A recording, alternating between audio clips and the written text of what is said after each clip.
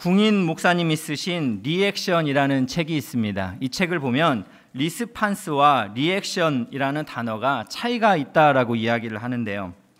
먼저 리스판스라는 것은 다가오는 현실과 환경에 대한 단순한 반응을 이야기합니다. 그러나 리액션이라는 것은 이 반응의 수준 정도를 넘어서 그 상황과 환경을 적극적으로 극복해가는 창조적인 응답이다라고 이렇게 표현을 합니다. 그래서 이 책에서는 인생의 위기 앞에서 우리가 다시 리액션, 즉 다시 사랑하고 다시 감사하고 다시 회복하고 다시 승리하라라고 이야기를 하고 있습니다. 저는 이 책에서 한 빅터 부부라는 이 부부가 이렇게 보고한 연구 자료를 보고 굉장히 이렇게 마음에 감동이 있었는데요. 이 보고서에서 보면 그 부부가 조사한 자료에 의하면 413명 중에 인생에서 성공한 413명 중에 95%에 달하는 392명이 엄청난 장애, 그리고 상상할 수 없는 가난, 그리고 극심한 고난을 극복한 사람이다라는 것을 최종적으로 발견했다라는 것입니다. 그래서 이 부부는 결론을 이렇게 이야기했습니다. 고난이라는 것은 장애물이 아니라 기회입니다라고 이렇게 이야기를 했습니다. 여러분은 어떻게 생각하십니까? 고난이라는 것이 정말 여러분의 인생의 장애물이 아니라 기회라고 생각하시는지요? 오늘 본문의 말씀에 보면은 사랑하는 딸의 아픔 때문에 정말 힘겨워하는 한 어머니가 예수님을 찾아오는 내용을 우리가 살펴볼 수가 있습니다. 그런데 오늘 본문에 나오는 예수님의 모습은 우리가 평소에 알고 있던 자상한 모습이 아니라 어딘가 낯설은 모습을 보여주고 있습니다. 그런데 이러한 예수님의 낯설은 모습에 이 여인이 어떻게 리액션 했는지, 예수님은 그 여인의 믿음을 보고 그 여인의 간절한 소원을 응답해 주셨다라는 본문의 내용입니다. 저는 오늘 이 본문의 말씀을 통해서 우리가 고난의 위기를 극복하기 위한 믿음의 리액션 두 가지를 좀 살펴보기를 원하는데요. 첫 번째는 예수님의 주권을 신뢰하는 믿음입니다. 오늘 본문 23절에서 25절까지의 내용을 보면 방금 말씀드린 대로 낯선 예수님의 모습이 보입니다. 그 첫 번째는 바로 침묵하시는 예수님의 모습이에요. 이 여인이 예수님을 이렇게 열심히 찾았는데 오늘 말씀 23절을 보니까 예수는 한 말씀도 대답하지 아니하시니 제자들이 와서 청하여 말하되 그 여자가 우리 뒤에서 소리를 지르오니 그를 보내소서라고 이렇게 말씀을 하고 있습니다. 즉 이 여인이 간절히 주 다윗의 자손 예수여 하고 부르짖는데 예수님은 이 여인의 부르심에 무시를 하는 거예요. 한 말씀도 대답을 하지 않았습니다. 그래서 오히려 이것을 안타깝게 봤던 제자들이 너무나 귀찮아서 예수님 좀 이 여자 응답 좀 들어주시든지 아니면 빨리 보내세요 라고 오히려 제자들이 간청을 하고 있는 것을 보게 됩니다. 또 두 번째 예수님의 모습은 이 이방 여인의 요구에 거절을 하고 있는 모습을 보게 됩니다. 오늘 말씀 24절을 보니까 예수께서 대답하여 이르시되 나는 이스라엘의 집에 잃어버린 양 외에는 다른 데로 보내심을 받지 아니하였노라라고 이렇게 말씀을 하고 있습니다. 예수님은 이스라엘 집에 잃어버린 양 외에는 다른 데로 보내심을 받지 않았다. 그렇기 때문에 이방 여인의 너의 요구를 내가 응답할 수 없다라고 거절을 하고 있는 것입니다. 이 여인은 어떻게 생각을 해보면 굉장히 기분이 좋지 않았을 거예요. 우리도 마찬가지로 누구에게 뭔가를 요청을 했는데 내 말을 들은 척도 안 하고 또 내 요구에 반대로 거절을 한다면 아무리 예수님이라고 할지라도 엄청 화가 나거나 기분이 굉장히 상했을 것입니다. 그런데 이 여인이 예수님의 반응 앞에서 보인 리액션을 우리가 살펴보면 오늘 25절 말씀을 함께 보겠습니다. 여자가 와서 예수께 절하며 이르되 주여 저를 도우소서라고 이렇게 요구를 하고 있습니다. 이 여인의 이 모습 속에서 우리가 두 가지를 살펴볼 수가 있는데요. 첫 번째는 이 여인이 예수님을 주라고 불렀다라는 것입니다. 여기서 주라는 말은 헬라어로 퀴리어스라는 이 말인데 이 말은 당시의 왕이나 하나님을 지칭할 때 표현되었던 말이었습니다. 그런데 이 여인이 이방 여인이 지금 예수님 앞에 와서 예수님은 주님이십니다라고 고백을 하고 있는 거예요. 그런데 오늘 말씀을 잘 살펴보니까 예수님의 이 무시와 또 거절의 응답 가운데서 이 여인이 주라는 고백을 계속해서 반복하고 있는 것을 보게 됩니다. 오늘 22절에 보면 주 다윗의 자손이여 나를 불쌍히 여기소서라고 이렇게 말을 하고요. 또 25절을 보면 예수님께서 이스라엘의 집에 잃어버린 양 외에 내가 다른 데로 부름을 받지 않았다 이렇게 거절을 하니까 이 여인이 뭐라고 합니까? 주여 저를 도우소서라고 이렇게 부르고 있는 거예요. 그때 예수님이 또 이런 말합니다. 자녀의 떡을 취하여 개들에게 던짐이 마땅하지 아니하다. 그랬더니 27절에 이 여인이 뭐라고 합니까? 주여 올소이다 라고 고백을 하는 거예요. 이 여인은 지금 예수님을 주라고 3번을 반복적으로 고백하고 있습니다. 예수님의 반응에 상관없이 예수님은 나의 왕이시고 나의 하나님이십니다 라고 고백하고 있는 거죠. 또 오늘 말씀 25절을 보면 여자가 와서 예수께 절하며 이르렀다라고 말하고 있습니다. 여기서 절하였다라는 표현은요, 예배하다, 경배하다라는 표현인데요. 마가복음 7장 25절에서는 그 발 아래 엎드렸다라고 이렇게 말을 하고 있습니다. 이 여인은 자신의 그런 기분 나쁨과 감정에 상관없이 예수님을 주로 고백했고 또 예수님을 경배합니다라고 그 발 앞에 엎드렸다라는 것을 오늘 우리가 말씀을 통해서 확인할 수 있는 것입니다. 여러분, 이것은 바로 오늘 우리가 읽지는 않았지만 마태복음 15장 그 상반절에 있는 단락의 내용과는 너무나 비교되는 말씀이에요. 우리가 읽지 않은 그 상반절의 단락의 문맥을 보면 바로 바리새인들과 서기관들이 나옵니다. 그들은 바로 택함받은 백성이다 라고 여기면서 종교 생활들을 많이 했지만 예수님은 그들의 정결법을 향해서 뭐라고 하냐면 너희들이 정말로 입술로는 나를 공경하지만 마음으로는 내게서 멀다. 너희들은 헛되이 나를 경배하고 있다라고 오히려 바리새인과 서기관들을 예수님은 질책을 했습니다. 그리고 예수님은 그 유대인 지역을 떠나서 이제 두로와 시돈이라는 이방인이 거주하는 부정한 도시에서 이 이방 여인 가나안의 이 여인을 통해서 예수님이 주님이십니다라고 이렇게 경배를 받고 있다라는 사실이에요. 여러분, 우리가 이것을 살펴볼 때 우리는 과연 이렇게 정말로 예수님이 인정하시는 그러한 믿음의 모습을 보일 수 있는가라는 것을 생각을 해볼 수가 있어요. 여러분, 우리는 예수님에게 우리가 뭔가를 요구했을 때 오늘 또 이렇게 기도하러 나왔잖아요.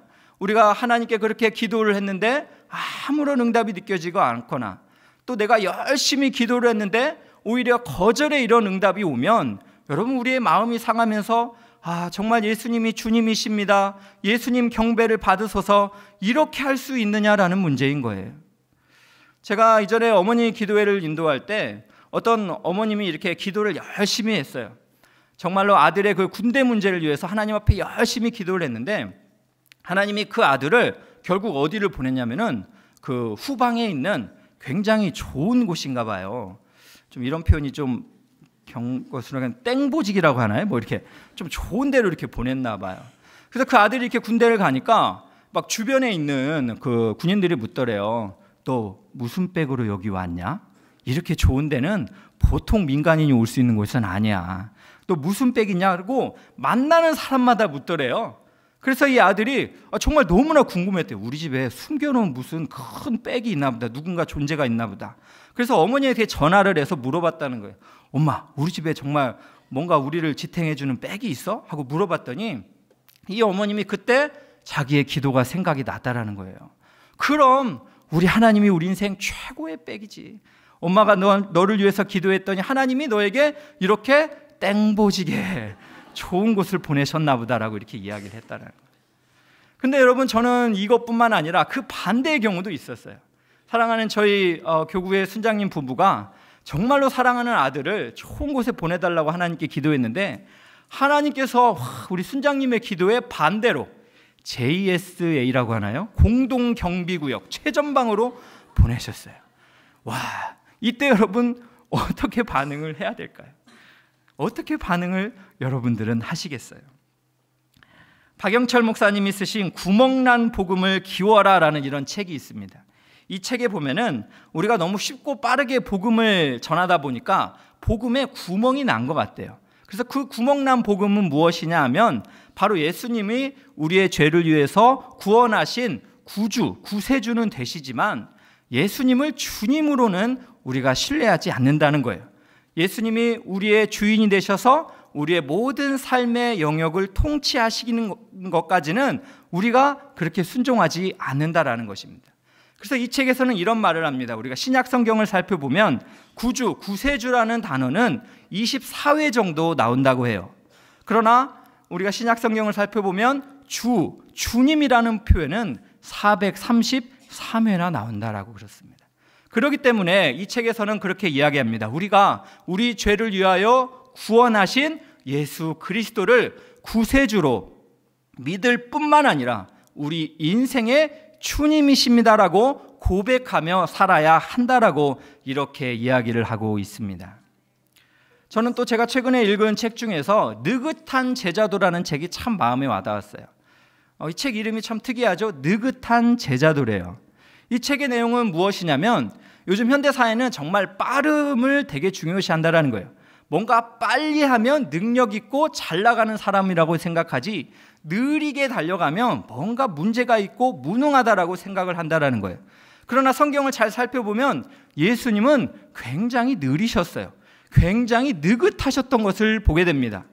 여러 본문이 있지만 나사로의 죽음 앞에서도 예수님이 나흘이나 지체하시면서 나사로가 죽는 다음에 그곳을 가셨던 그 상황을 여러분 우리가 기억하실 것입니다. 또 마가복음 4장에 보면 풍랑이 이렇게 일었을 때 예수님과 또 제자가 함께 배를 타고 갈릴리 바다를 가다가 풍랑이 있는 환경 속에서 제자들은 뭡니까? 배 속에 물이 막 들어오니까 막 물을 퍼내면서 막 이렇게 막 허겁지겁 허둥대고 있는데 예수님은 뭐 하고 계세요? 배 뒤편에서 자고 계세요. 너무나 피곤했던 것 같아요. 여러분 이것을 보면서 어떻게 예수님은 그렇게 느긋한 삶을 사실 수 있었을까? 예수님은 바로 새벽 미명에 한적한 곳에 항상 가셔서 성부 아버지와 영적인 교제를 하셨습니다. 그리고 예수님께서는 그 정말로 권세와 능력으로 바람을 꾸짖으시고 바다를 잠잠케 하시는 그 권세를 가지고 계셨습니다. 그렇기 때문에 예수님은 절대로 조급하거나 허둥지둥 거리지 않았다라는 것이죠. 마찬가지로 예수님의 제자들이라면 우리도 정말 예수님을 향한 주인 되심의 믿음을 가지고 있다면 우리의 삶 속에서 우리가 예수님이 주시는 은혜의 속도보다 먼저 앞서가서는 안 된다라는 사실입니다.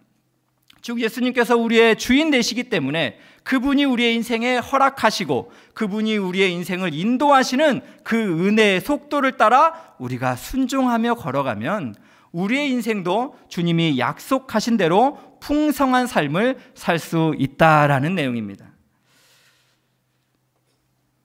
사랑하는 여러분 이 생각을 해볼 때 얼마나 참 은혜가 된가요? 나는 너무나 조급하지 않나요? 정말 뭔가 예수님 앞에 구했는데 여전히 응답이 없어요. 나는 불안해서 이 밤에 잠을 못 자겠는데 뭐 어떠한 응답조차 없는 것 같고 하나님은 나에 대해 너무나 침묵하시고 오히려 내 기도도 듣지 않는 것 같은 그런 여러분 절망의 상태들도 많이 있었지 않습니까? 저는 최근에 또 한 책을 보다가 굉장히 은혜를 받은 게 있는데 책을 제가 좀 많이 봤네요. 오늘 말씀을 전하다 보니까. 네. 그 제임스 패커 목사님이라고 여러분 아실지 모르겠어요. 하나님을 아는 지식, 복음 전도란 무엇인가로 유명한 89세의 제임스 패커 목사님이 최근에 책을 내셨는데요. 거룩의 재발견이라는 책을 내셨어요. 그런데요, 이 책 내용에 이런 내용이 있어요. 작년 2015년 성탄절 즈음에 이 제임스 패커 목사님이 황반 변성이 왔대요. 이 황반 변성이라는 것은요, 눈의 황반 부위에 이상이 생기는 증상이다라는 거예요. 그래서 시력을 잃게 되고 치료가 불가능하다라는 진단을 받았다라는 것입니다. 그래서 이 목사님을 이제 어느 기자가 이렇게 인터뷰를 했었는데요.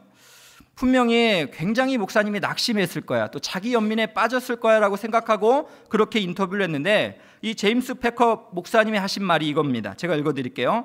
하나님은 자신이 하시는 일을 다 알고 계십니다.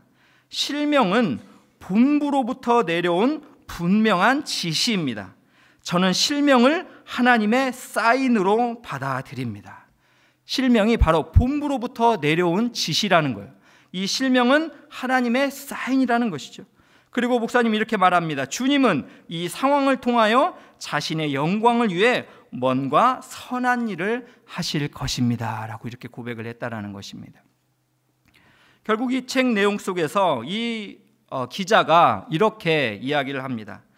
89세의 나이로 제임스 패커 목사님은 비록 시력을 잃었지만 그는 여전히 그리스도를 본다라고 이렇게 결론을 지었습니다.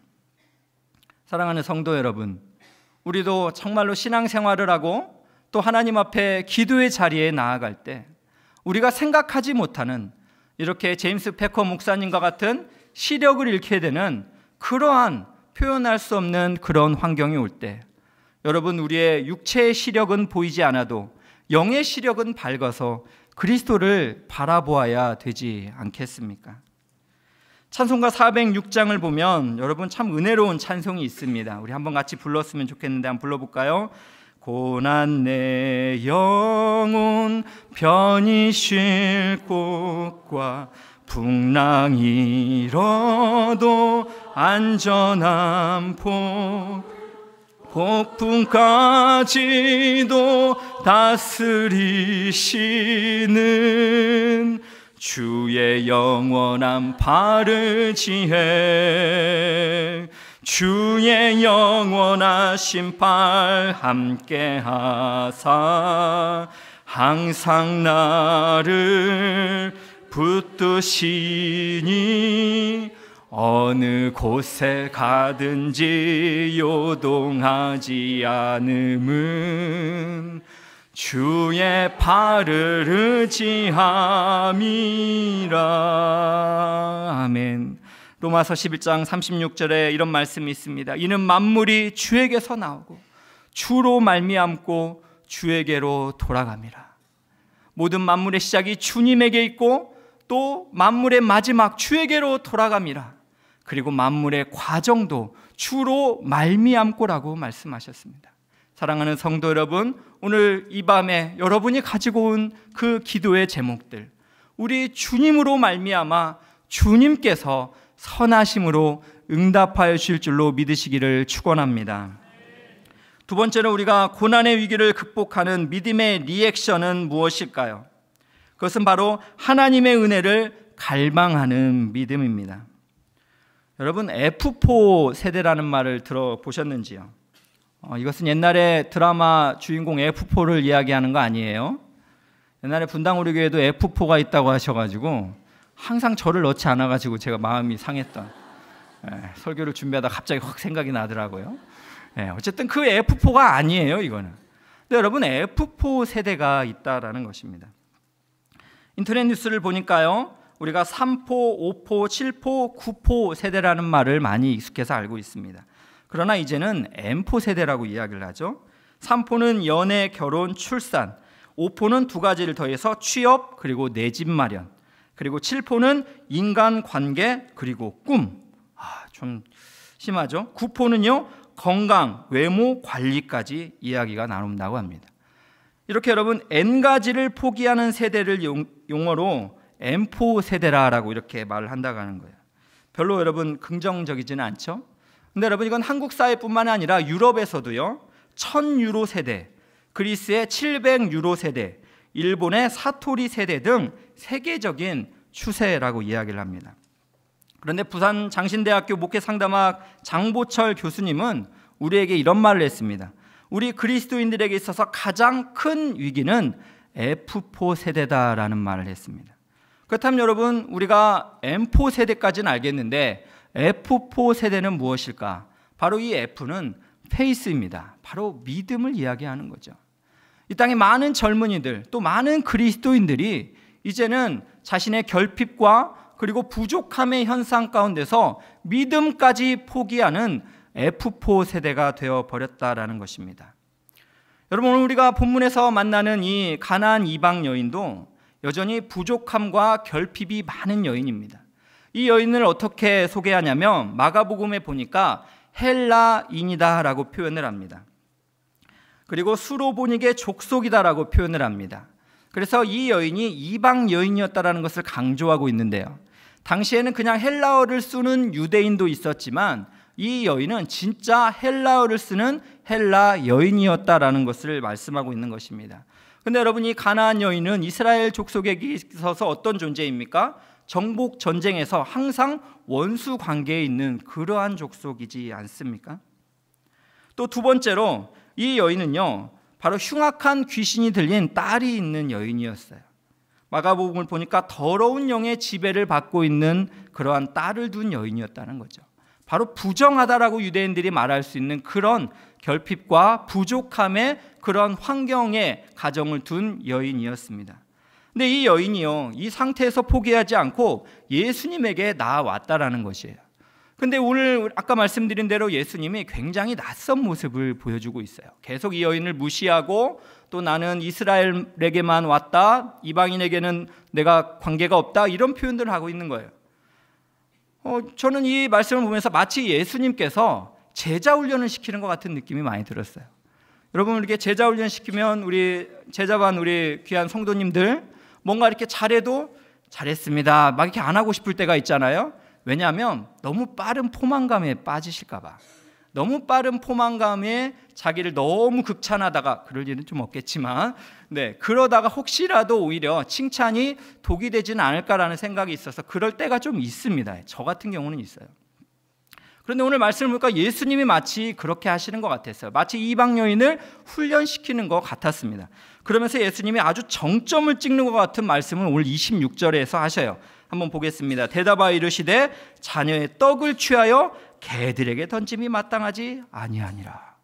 놀라운 말이죠. 자녀 이스라엘의 그 떡을, 즉 하나님이 예비하신 떡을 취하여서 누구에게요? 개들, 이방인 너희에게 던짐이 마땅하지 않다라는 말을 한 거예요. 여러분, 이 여인이 이 말을 들었을 때 얼마나 여러분 화가 났겠어요? 얼마나 화가 났겠습니까? 여러분, 우리가 누군가가 저를 향하여서 이런 이렇게 하면 차마 입에 못 담고 못 옮기겠네요. 굉장히 이거 뭐 이렇게 그냥 뚜껑이 열린다는 표현을 강단 앞에서 자꾸 이렇게 고상한 용어를 못 써 너무 죄송한데 막 이럴 것 같아요. 그러지 않겠습니까? 그런데 이 여인에게 지금 이렇게 예수님이 자신을 찾아온 정말 이 여인에게 했다라는 것이에요. 이 여인이 정말로 이런 환경 속에서 어떠한 태도를 보여주냐면 오늘 두 가지 태도를 제가 살펴볼 수 있었는데요. 이 여인은 자신의 자존심을 내세우지 아니하고 겸손히 예수님의 말씀을 순종하는, 인정하는 태도를 보여주고 있습니다. 이 여인이 왜 인종차별합니까? 왜 나한테는, 우리에게는 은혜를 주지 않습니까? 이렇게 하지 않습니다. 이 여인의 그 다음의 대답은 오늘 본문 27절입니다. 여자가 이르되 주여 올소이다마는 개들도 제 주인의 상에서 떨어지는 부스러기를 먹나이다 라는 이런 표현을 했어요. 주여 올소이다, 맞습니다라는 표현을 한 거예요.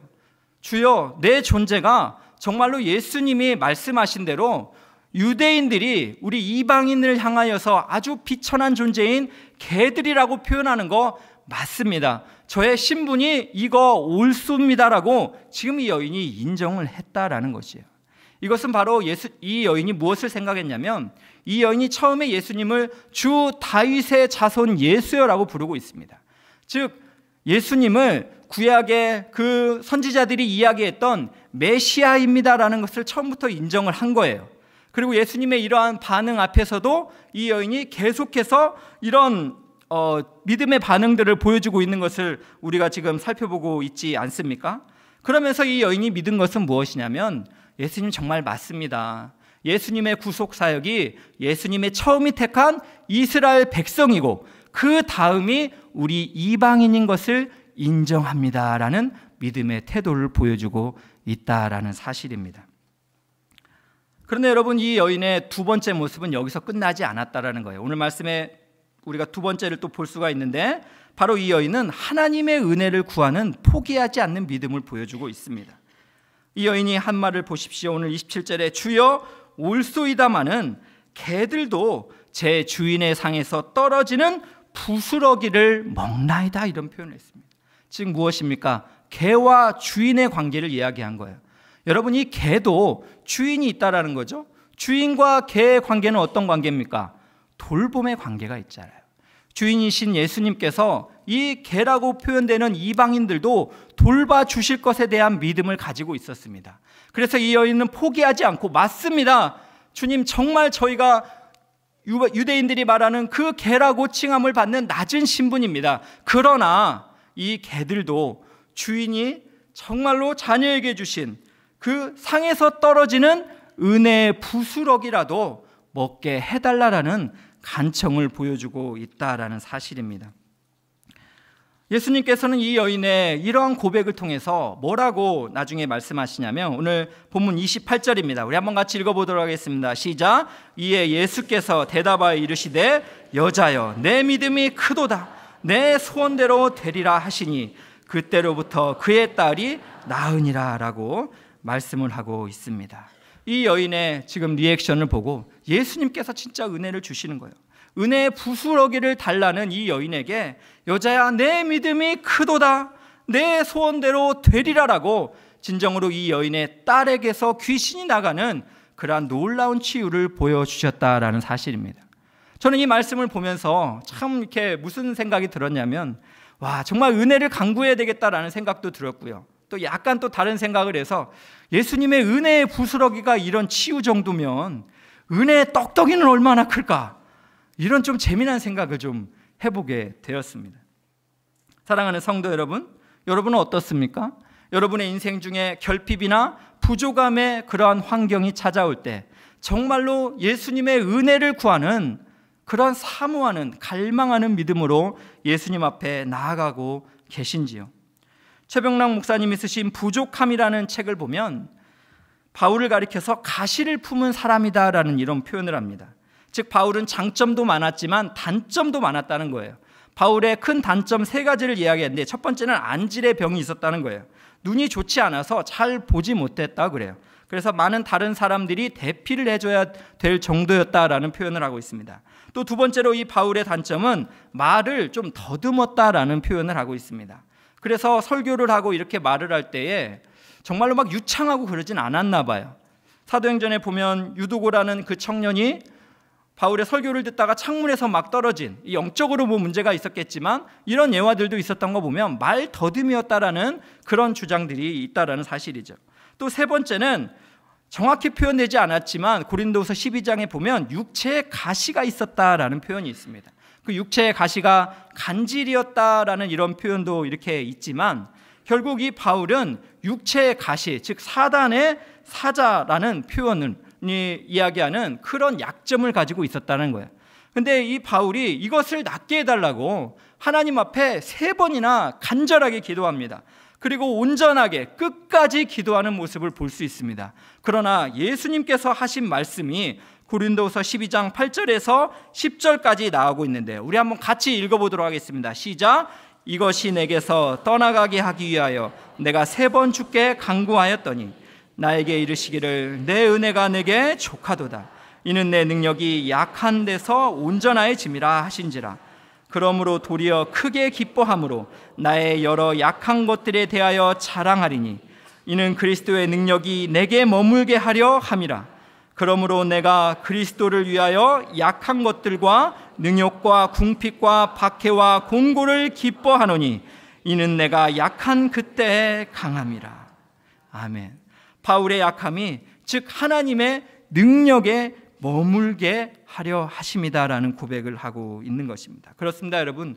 부족함은, 즉 결핍이라는 것은 하나님의 능력이 임하는 기회가 될 수 있다라는 것입니다.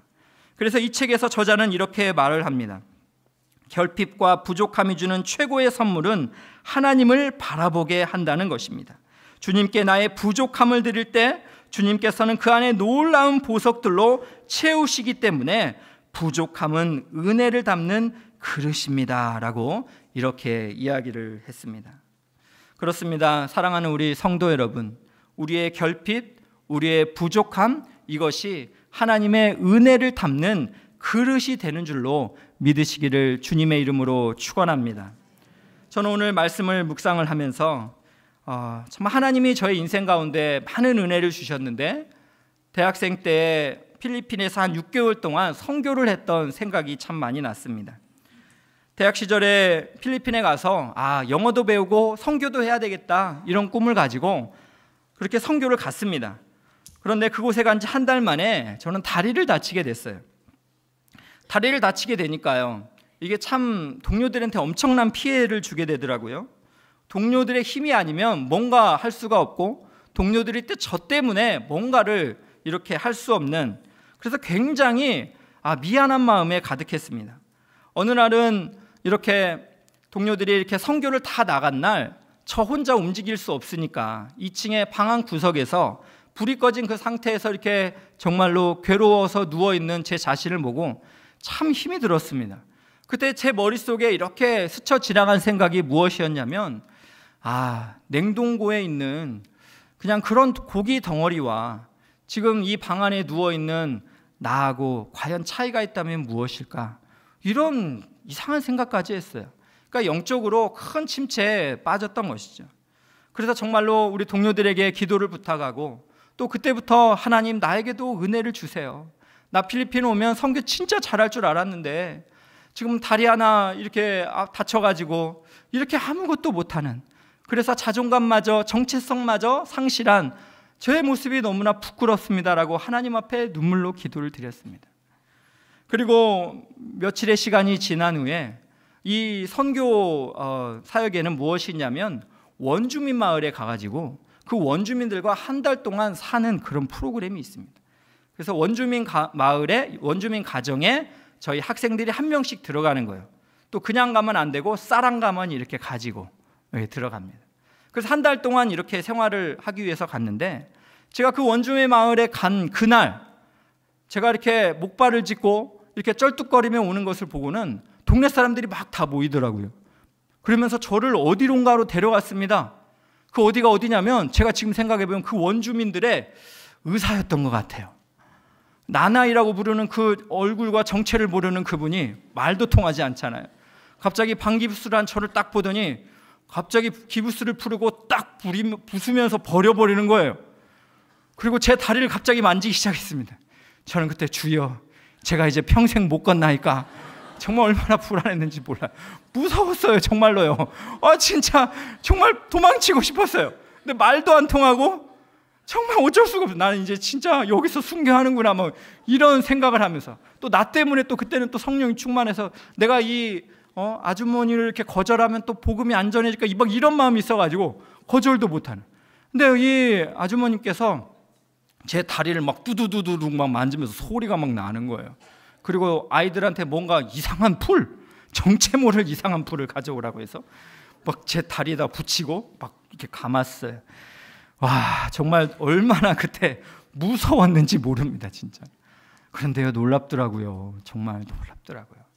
하나님께서 이 아주머님을 통해서 그때부터 제 다리를 고쳐주셨어요. 정말로 하루 정도 지나서 제가 목발 없이 섰습니다. 그리고 조금 절뚝거렸지만 걷기 시작했어요. 그리고요, 그 당시 원주민 마을의 하이라이트는 예수 영화를 보여주면서 Jesus is the Christ, 예수는 그리스도이십니다. 예수는 더 웨이, 하나님께로 가는 길이요, 더 트루스, 진리고, 그리고 더 라이프, 생명입니다 라고 이렇게 복음을 증거하도록 거기에 저를 하나님께서 사회자로 세워주셨어요. 감사하죠. 저는 얼마나 감격스러웠는지 몰라요. 얼굴 알 수 없는 그 시커먼 눈만 이렇게 정말 너무나 예쁘게 빛나시는 그 필리핀의 그 사람들, 말도 통하지 않는, 여러분 그렇게 정말로 내가 냉동고에 있는 그러한 사람이다라고 이렇게 자괴감에 빠져서 그렇게 정체성에 혼란을 겪던 그 시절에 하나님께서 선교하러 간 저를 고쳐주시고 또 저로 하여금 저 같은 자를 그 많은 사람 앞에서 예수님은 우리의 구주이십니다 라고 고백하는 은혜를 부어주셨다라는 사실입니다. 사랑하는 성도 여러분, 정말 우리가 결핍과 부족함이 느껴질 때 하나님의 은혜를 더욱 갈망하시기를 주님의 이름으로 축원합니다. 결론을 맺겠습니다.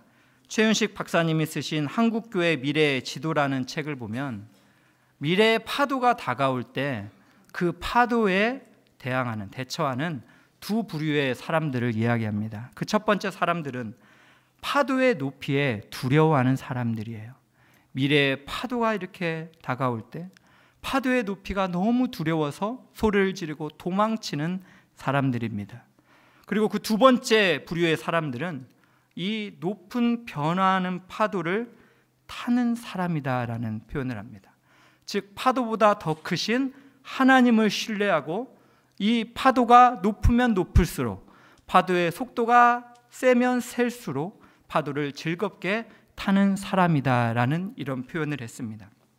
사랑하는 성도 여러분, 우리가 인생을 살아가다가 우리 인생에도 우리가 생각할 수 없는 이 미래의 파도, 때로는 광풍과 같고 때로는 폭풍과 같고 또 때로는 고난의 파도와 같은 그러한 위기가 찾아올 때 오늘 믿음의 리액션 두 가지를 여러분 기억하실 수 있기를 바랍니다. 첫 번째로 예수님의 주권을 신뢰하는 믿음과 두 번째로 하나님의 은혜를 갈망하는 믿음으로 리액션 하시기를 진심으로 축원합니다. 그리하면 오늘 본문의 여인처럼 예수님께서 여자여 내 믿음이 크도다 내 소원대로 되리라라는 이 약속이 사랑하는 우리 성도님들의 삶 가운데 이루어지게 될 줄로 믿습니다.